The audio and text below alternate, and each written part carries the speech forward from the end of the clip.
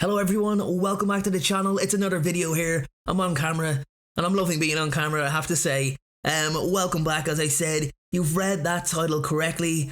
Daniel Radcliffe hated the Half-Blood Prince. He didn't like it. I had to do a double take on it when I read the article, but apparently Daniel hated his performance in the Half-Blood Prince. It's his least favourite movie. He didn't enjoy the story concept and felt like things were going backwards after the Order of the Phoenix. Why? Here's why. Before I go into that, I just want to say it was news to me, guys. I had no idea he felt that way. I had no idea he critiqued himself in such a way. I really didn't. It's something that I've learned about Daniel Radcliffe, after being a fan of his for over, 12, 15 years nearly.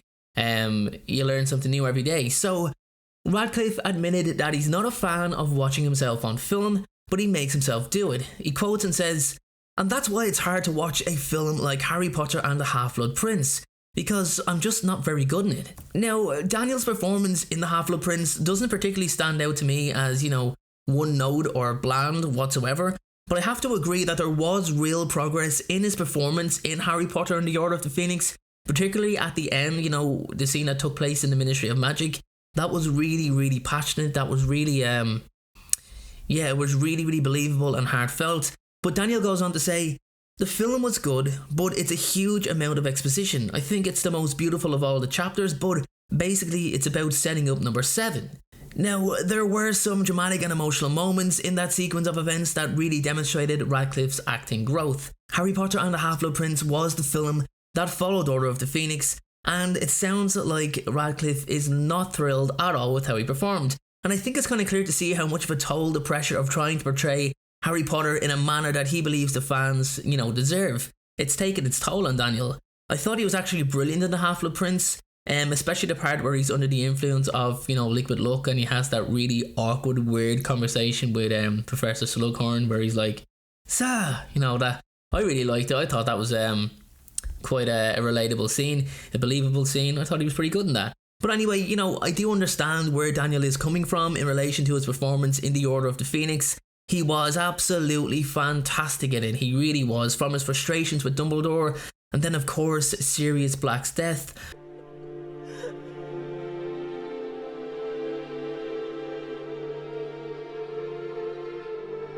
I think was the best piece of acting from Radcliffe. I mean, you really believe he is in every bit of pain. You can feel his agony, you can feel his anguish. You can just, as I said, I know I'm saying it's believable, but it really is. It's probably some of his best acting. So when you go from such a high to quite a darker tone in the Half-Blood Prince, I know Dumbledore was killed, but actually Harry couldn't convey how he really felt because he was hiding from the Death Eaters. Let me finish him in my own way. No! The Dark Lord was clear the poised to do it. This is your moment. Do it. But again, I think that could have been an opportunity to portray his emotional heartbreak in a different way. But again, it's something that Daniel didn't take advantage of, or maybe the producers or directors didn't take advantage of. And I think Daniel realised that that was a moment that he really could have made his own again for 2 movies in a row. But unfortunately, it didn't happen.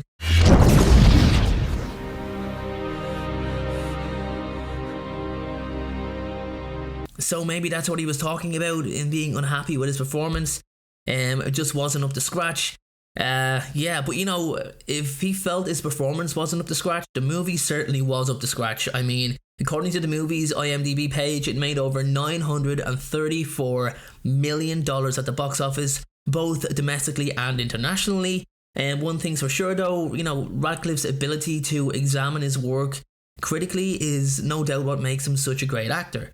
Now, I spoke about Daniel not being a fan of watching himself back on screen, but he made himself do it anyway, which is why he enjoyed premieres so much, because it wasn't all about him. And there was other performances that were on display, so he didn't exactly feel under scrutiny for himself, let alone other people. So guys, following his role in 2011's Harry Potter and the Deathly Hallows, Daniel struggled for some time with the wizardry typecast. Everybody just related to him as, "Oh, that's Harry Potter." He'd be recognised in the street, "Hey, there's Harry Potter," not "Hey, there's Daniel Radcliffe." Now, he explained the difficulty he encountered escaping his career-defining role and becoming a real actor. So, an initial answer to all of this, as damaging as it was, Daniel turned to alcohol, in particular whiskey. So he even admitted to turning up to the set of The Deathly Hallows Part 2 drunk. under the influence. He goes on to say, I don't think I was consciously trying to rebel or sabotage everything. He says he was really annoying, he was loud, he was inappropriate, he was a messy drunk, and it showed. It showed towards a lot of people on set, and a lot of comments were made, and I think Daniel was pretty disappointed with himself, but he turns to alcohol to deal with the pressure of being Harry Potter, and more so how to deal with life after Harry Potter. As we said, he wanted to be taken seriously as a real actor. He goes on to say, it felt more like there isn't any blueprint for how to get through this, and the reason I spoke out about it was because I felt that someone else would, instead of me, and I should take control, which is exactly what I did. He added of, his alcohol issues. So with the help of his seasoned mentors like Gary Oldman and Alan Rickman, actually, of who he had fantastic relationships with, he even said that Gary Oldman was literally like a father figure on set, because he was in awe of him for so many years as a fan of his acting ability.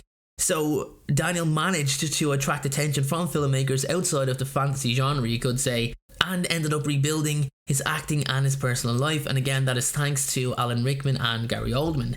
So guys, with all that being said, I think many of us look upon Daniel as Harry Potter. And I for one forget that, sometimes, all the time, he's a real person. He's his own person. He's so synonymous with the role of Harry. I can truly understand why he struggled after filming, and how determined he was to be considered a serious actor after playing the same character for close to 10 years. That's 8 whole movies as one character. I think he's done awesome after Potter. I mean, I loved Guns Akimbo, I loved The Woman in Black, I absolutely loved him in Imperium. But anyway guys, what do you all think? Do you feel like he's made a good career for himself away from the Harry Potter franchise? Or would you still look at him walking down the street and say, hey, that's Harry Potter? Anyway guys, let me know in the comment section below. Thanks for watching today. Make sure to check out the next video. It's going to be a good one. Comes right after this.